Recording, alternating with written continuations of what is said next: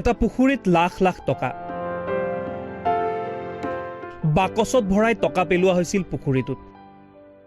আপোনাৰো নিশ্চয় জানিবলৈ মন গৈছে যে ক'ত আছে এই পুখুৰীটো, অসমৰ কোন ঠাইত আছে এই পুখুৰী য'ত লাখ লাখ টকা পুখুৰীটোৰ তলত আছে।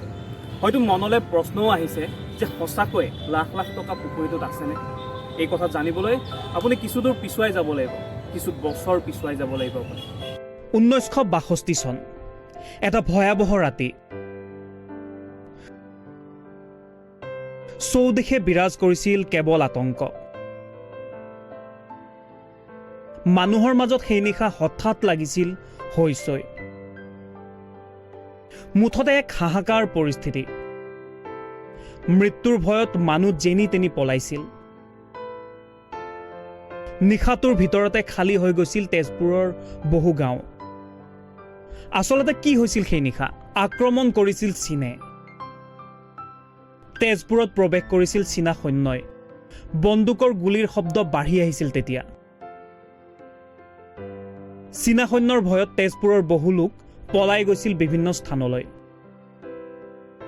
তেজপুৰত সেই নিশাটো কিমান ভয়ংকৰ আছিল আজি হয়তো আপুনি মই অনুমান কৰিব নোৱাৰিম। সেই নিশা তেজপুৰৰ ষ্টেট বেংকৰ মেনেজাৰে জ্বলাই দিছিল বহু টকা। ভাৰতীয় টকা যাতে চীনা সৈন্যৰ হাতত নপৰে তাৰ বাবেই কৰিছিল এই কাম। অৱশ্যে নোটবোৰ জ্বলাই দিয়াৰ পাছতো মুদ্ৰাবোৰ ৰৈ গৈছিল। সেই সময়ত মুদ্ৰাৰ মূল্য আছিল বহুত। বেংকৰ মেনেজাৰে সকলো মুদ্ৰা বস্তাত ভৰাই চহৰৰ মাজভাগত অৱস্থিত পুখুৰীটোত পেলাই দিছিল।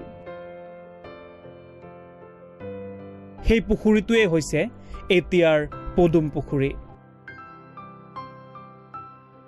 হয়, তেজপুৰৰ পদুম পুখুৰী। যেতিয়া চীনা সৈন্য আগুৱাই আহিছিলে তেজপুৰলৈ, সেই সময়তে তেজপুৰৰ এই পদুম পুখুৰীতেই পেলাই দিছিল সেই টকাসমূহ। কাৰণ পুখুৰীটোৰ কাষতে আছে ষ্টেট বেংকটো, আৰু ষ্টেট বেংকৰ টকাসমূহ যিহেতু চীনা সৈন্য আগুৱাই আহিছিলে, চীনা সৈন্যই যাতে সেই টকাসমূহ লৈ যাব নোৱাৰে তাৰ বাবে বেংকৰ পৰা দলিয়াই দিছিলে বাকচত বান্ধি এই পদুম পুখুৰীতে। পুখুৰীত পেলাই দিয়া টকাবোৰ পৰৱৰ্তী সময়ত কি কৰিলে তাৰ ক'তো উল্লেখ নাই। হয়তো সেই লাখ লাখ মুদ্ৰা আজিও আছে এই পুখুৰীটোৰ তলত।